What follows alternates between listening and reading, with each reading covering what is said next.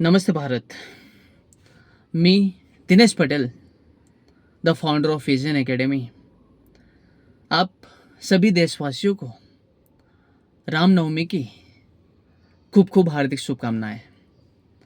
दोस्तों, हमारे जीवन में हमारे कई आइडियल्स हैं, कई रोल मॉडल रहेंगे और हर एक युग में ऐसे कई जो रोल मॉडल है वो जन्म लेते हैं और अब अपने कर्म करके चले जाते हैं। उसमें से कई लोग हमें याद भी रहते हैं, कई नहीं भी रहते हैं। लेकिन दोस्तों, आज से 7,000 साल पहले की अगर बात करें तो रामायण हुआ था और भगवान राम 7,000 साल के बाद भी आज हमारे दिल में बसते हैं, हमारे इष्ट देव हैं और उनको हम दिल से याद करते हैं और हम भी राम जैसे बनने की कोशिश करते हैं। दोस्तों, अभी प्रश्न ये है कि 7,000 साल के बाद भी आज राम नाम में इतनी शक्ति है कि आज हम उनको दिल से याद करते हैं। तो प्रश्न वो है दोस्तों कि भगवान राम को हम क्यों याद करते हैं आज भी। तो दोस्तों, अगर बात करें तो भगवान राम हर एक कार्य में 100% है। अगर हम देखें तो जो आदर्श, जो अपना जीवन जिन्होंने आदर्श बनाया हुआ है, आदर्श तरीके से जीवन जिया है और आदर्श पुत्र बन के दिखाया हुआ है, आदर्श पति बन के दिखाया हुआ है, आदर्श पिता बने हैं, आदर्श मित्र बने हैं और आदर्श राजा बने हैं और फिर राम राज्य की स्थापना की है उन्होंने। दोस्तों, आज हमारे जीवन में भी हमें आदर्श बनना रहता है तो हमारा कोई एक रोल मॉडल रहता है। तो रोल मॉडल के तौर पे हम भगवान राम को अपना रोल मॉडल उनको बनाते हैं और उनके जीवन, उनके जो विचार है हमारे, हम अपने जीवन में लाने की कोशिश करते हैं।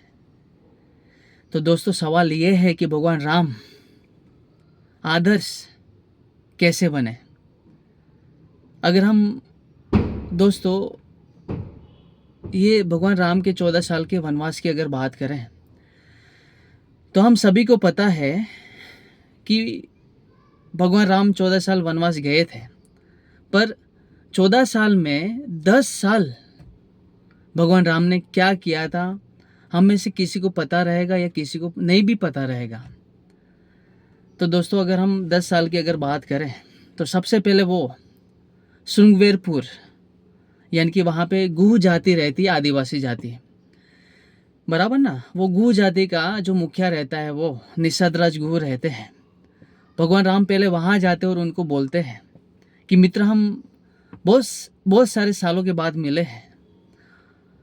तो इसका मतलब वो है कि उससे पहले भी भगवान राम इनसे मिलते थे। और गुह जाति वो आदिवासी जाति है, यानी कि भगवान राम जो उच्च कुल के थे, बराबर ना, और ये आदिवासी जाति थे, आदिवासी जाति थी। तो अगर भगवान राम वो इतने उच्च कुल के थे तो इनको क्यों मिले।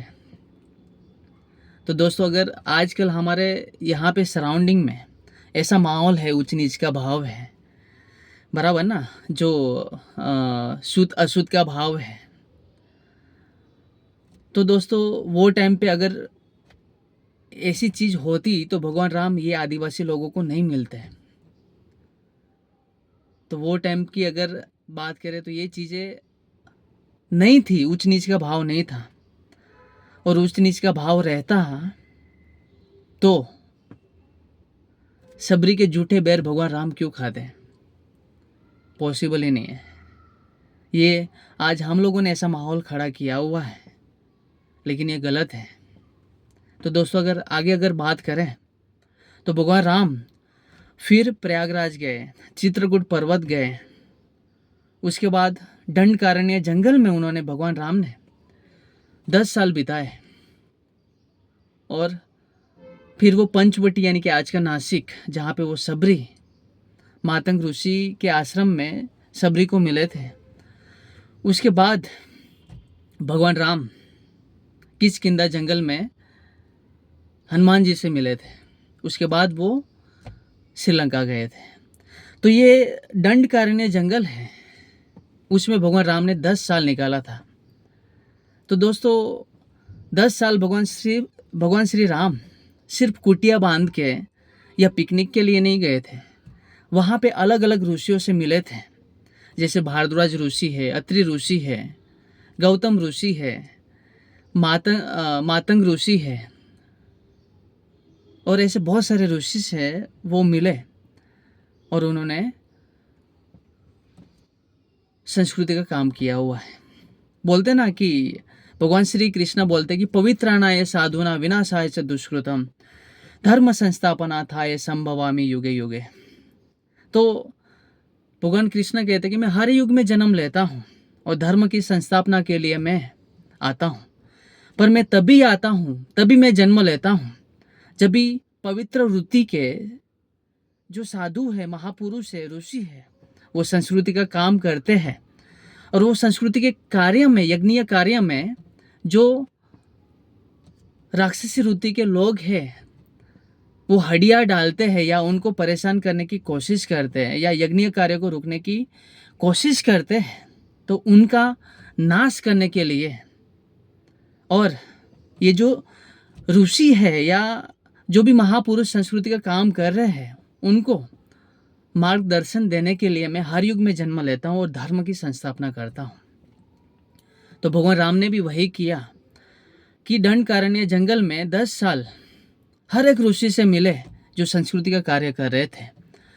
और दंडकारण्य जंगल है वो तो नरभक्षी, वहाँ पे ऐसे लोग थे जो नरभक्षी थे, जो लोगों को, जो नरभक्षी लोग यानी कि लोगों को काट काट के खाते थे और पशुहीन जिंदगी जीने वाले लोग थे।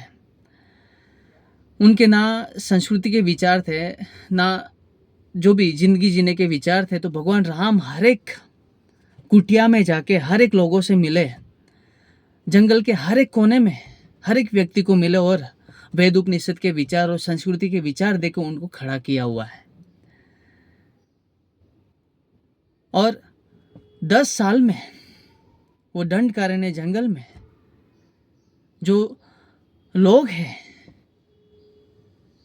वो संस्कृति का विचार उनको दे दे के उनके अंदर भी एक खुमारी पैदा करते हैं, जिंदगी जीने की एक रोशनी पैदा करते हैं, उनके जीवन में तेजस्विता लाते हैं।